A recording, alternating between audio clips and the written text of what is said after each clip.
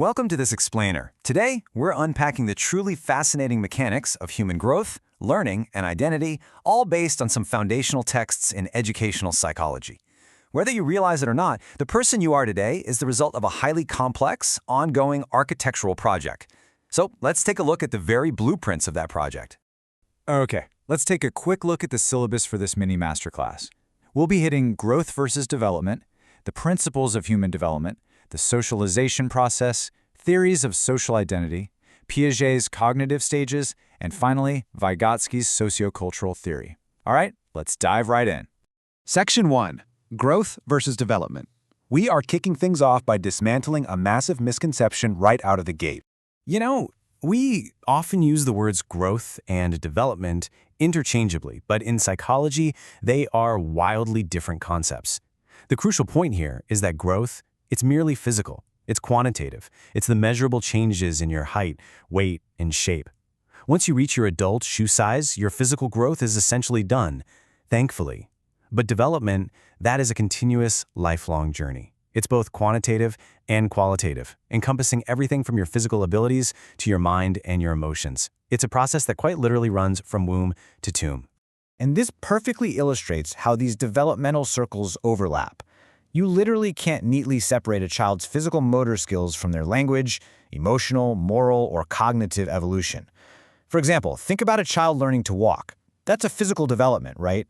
But suddenly they gain access to a vastly expanded environment, which then triggers massive cognitive and social leaps. They all feed into each other. Section 2. Principles of human development. So now that we've got development defined, let's explore the underlying laws that govern exactly how we change over time.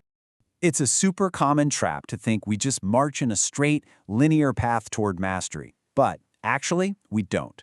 As you can trace here, it's a spiral. We make advancements, sure, but then we loop back to consolidate what we've learned. It's kind of like taking 2 steps forward and 1 step back just to make absolutely sure your footing is completely secure before pushing onward. We also follow these incredibly specific directional biological principles. The first is the cephalocaudal sequence, meaning we develop from head to toe. This is why at the embryo stage, the head develops first, and it's also why babies lose their front milk teeth way before their side ones. The second is the proximo-distal sequence, meaning we gain control from the body's center outward. The spinal cord develops before the extremities. That's why a baby will swat at a toy with their whole arm long before they can delicately pick up a tiny pea with their fingers. So let's see how this all builds across the 4 major chronological stages. We progress from sensory-driven infancy, where our basic senses are literally our only teachers, straight into the magical play of early childhood. Then we hit later childhood, often called the gang age, where peer groups become everything. And finally, we arrive at adolescence, a period famously dubbed the stage of stress and storm, which is totally characterized by those notorious identity crises and the dawn of abstract logic. Moving to Section 3, the socialization process. Transitioning away from our physical bodies and ages, we enter our second major pillar to examine how the outside world shapes us through socialization. Now, socialization doesn't just happen all at once. It actually happens in 2 distinct waves. First is primary socialization in childhood. This is heavily informal, mostly happening with family, where your basic foundational identity is anchored. Then comes secondary socialization, which is a process that never really ends. It continually shifts as you navigate new schools, new jobs, and new groups throughout your life, requiring constant adaptation to new rules and norms. Section 4. Theories of social identity. To really grasp how this external influence works, we have to look at the groundbreaking architects of social identity theories. Take a look at Yuri Bronfenenner's ecological system. It envisions human development much like an onion, a set of concentric circles showing how everything from your family to the broad culture surrounds and shapes the developing child. You are at the absolute center, but you are constantly being squeezed and molded by the rings around you. To break that down really quickly, your microsystem represents your direct, daily interactions. These are your parents, your siblings, friends, and teachers. But zoom all the way out to the macrosystem, and you find the massive, invisible cultural forces dictating your environment. This includes your country's economic status, its overarching laws, and broad cultural values. Even if you don't interact with the macrosystem directly every single day, it totally sets the stage for everything else.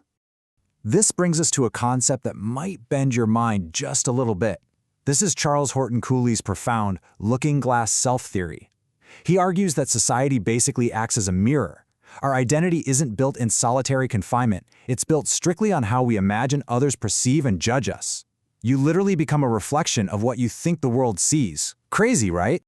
Building on that whole societal mirror idea, G.H. Mead showed how we actually develop this internalized identity sequentially.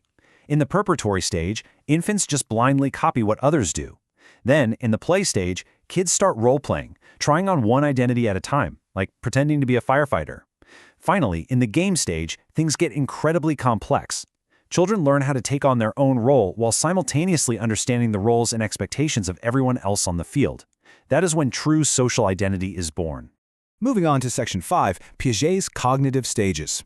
For our third pillar, we are zooming deep into the internal mechanics of the mind. And obviously, we can't talk about cognitive development without starting with Jean Piaget.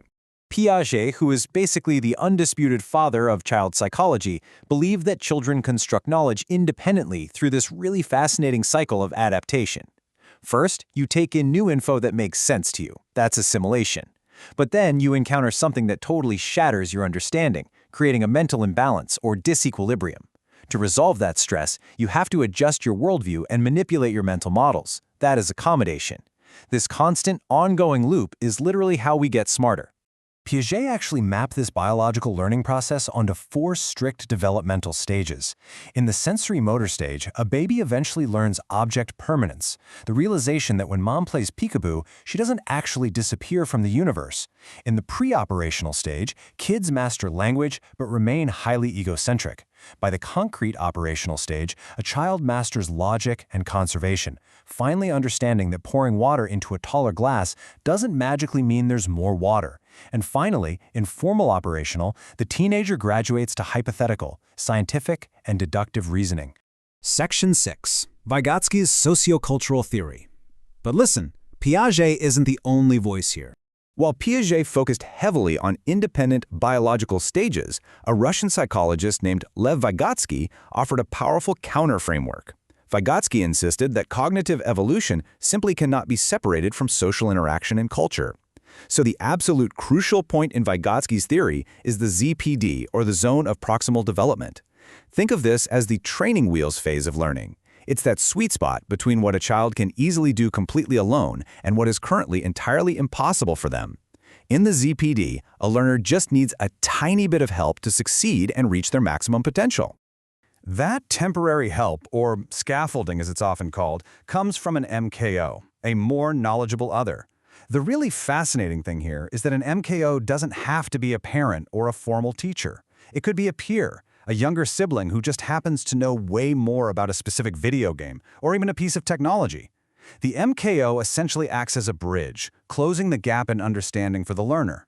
Vygotsky also argued something super interesting, that language isn't just a byproduct of thought.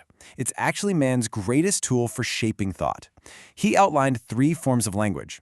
It starts as social speech, pure external communication to get what you want. Then it becomes private speech, where a toddler talks out loud to themselves to guide their own actions. Finally, around age 7, it goes completely underground, transforming into silent inner speech. So, that voice in your head right now? That is internalized social interaction. All right, let's pull all of these biological, social, and cognitive threads together. Psychology constantly debates nature versus nurture, but the psychologist Woodworth provided a mathematically elegant formula for human existence. Development is the pure product of heredity multiplied by environment. Notice it's not addition, it's multiplication. Your biological potential, your genes, your physical maturation is violently and wonderfully multiplied by the social frameworks, the MKOs, and the cultural mirrors you interact with. As we wrap up this explainer, I want to leave you with a final thought. Development absolutely doesn't stop when you graduate high school. It goes from womb to tomb. So based on this formula, take a look around you. What invisible cultural forces and social mirrors in your current environment are actively shaping your ongoing, lifelong development today? Thanks so much for exploring the blueprint of human development with me. Until next time, keep learning and keep developing.